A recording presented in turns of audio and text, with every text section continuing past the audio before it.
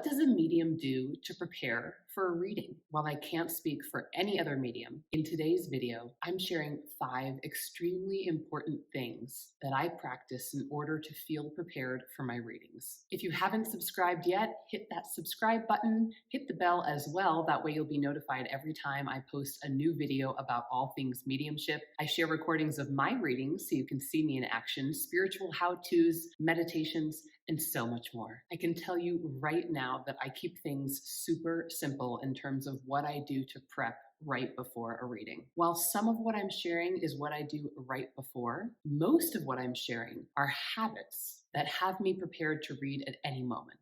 All right, number 1, my favorite thing to do right before a reading is to simply have 5 or 10 minutes to meditate or sit in the power. It's not just to clear my mind or raise my vibration, it's also to settle my emotions and my energy. That really helps me get into a more receptive state. I talk about that a lot in my videos. Being in a receptive state means that you are able to receive spiritual impressions from spirit instead of being in a reaching state where you're really grasping for straws. So even though a lot of people meditate and sit in the power to raise their vibration, I don't actually feel like that's necessary for me in order to read accurately, although I do practice it on a regular basis. For me, it's really about just getting into a really calm state and a very receptive energy so that I can read highly accurately. Number 2, a lot of you might not like this one, but I avoid sugar, dairy, gluten, and alcohol on a regular basis, but especially before a reading. Now,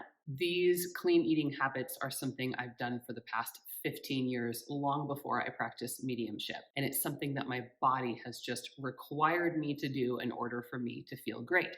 But I've also noticed that when I eat really clean, my readings are much more clear. And even if you don't practice any of these habits, it's always important not to drink before a reading and not to ingest anything that would alter your senses. Number 3, I am constantly a very well hydrated person, to the point that when I go to the dentist, they say I drool too much, or when I have to get a blood test for anything, they say I have lots of blood. So I'm always drinking lots of water. Mediums are thirsty, thirsty creatures. And I don't know if you're like me, but I sweat profusely during mediumship readings. Luckily, I do a lot of my readings over Zoom because I have lots of crotch sweat and armpit sweat, just keeping it real. And I don't just drink water, I drink water with electrolytes in it, because while pure water is not actually a very good conductor of energy, water with minerals like magnesium, calcium, sodium is a great conductor of energy. And I'm not the first medium to say that when they're near water that has those things in it, they feel like they can sense spirit more clearly. What do you do before you give a reading if you're a medium? Or what are you inspired to try by what I've shared so far? Number 4 is so important. I practice not practicing any ritual before giving a reading. Why? I don't want to come to believe that I have to rely on any kind of ritual to have accurate readings as a medium. I was in a development circle for a while that solely focused on going around the circle and giving mediumistic readings. There was a really, really short meditation before we started giving readings, but it wasn't one that really got me into a good space because the voice of the person really took me out of it. But I found that to be an advantage. I got really used to jumping straight into development circle, jumping into readings with no prep whatsoever, and giving some of the best readings of my life. That built up unshakable confidence in me because I realized that I'm always ready to go. It's just about turning my light switch on. And number 5, I have started seeing a therapist regularly since I became a medium. And to be honest, I wish I'd done it a lot sooner. I had one in college for a very short stint, but never since. What's a big bummer is that it seems it's culturally and societally acceptable to go to the gym regularly or eat well so that you can take care of your physical health. But what we've really missed the mark on is what we can do on a regular basis to take care of our emotional health and our mental health. And I find that really sad.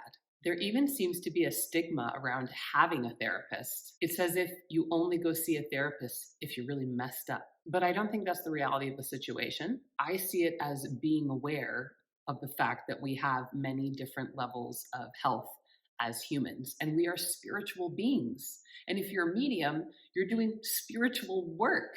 Being emotionally and mentally healthy is huge in terms of limiting your bias during readings and being able to vibrate at a high frequency to make a good connection. In fact, I really believe that not doing this work is one of the things that keeps mediums really limited for years, just practicing at the same level without bettering their skills. When we haven't dealt with our own issues and worked on our own personal development, our growth is stunted and we don't even realize how much our bias is taking over our readings or creating inaccuracies. If you're interested in strengthening your clairs so you can speak to spirit, please download my free guide below. It's called 3 Easy Exercises to Strengthen Your Clairs and Speak to Spirit.